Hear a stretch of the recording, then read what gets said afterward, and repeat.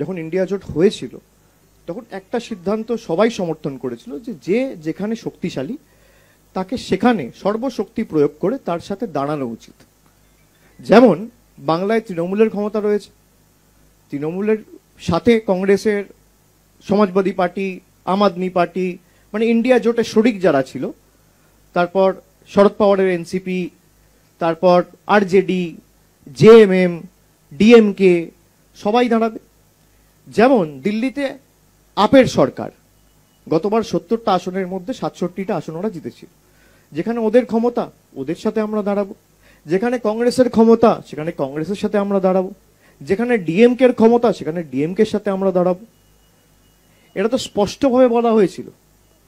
তা আপনি কি মনে করেন যে দিল্লিতে কার ক্ষমতা? দিল্লিতে বিজেপিকে পরাজিত কে করতে পারে? আম আদমি পার্টি করতে পারে না কংগ্রেস করতে পারে?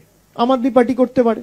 ওখানে চিফ মিনিস্টার ছিলেন অরবিন্দ কেজরিওয়াল, তিনি রিজাইন করেছেন, এখন ওদের পার্টির আতিশি চিফ মিনিস্টার।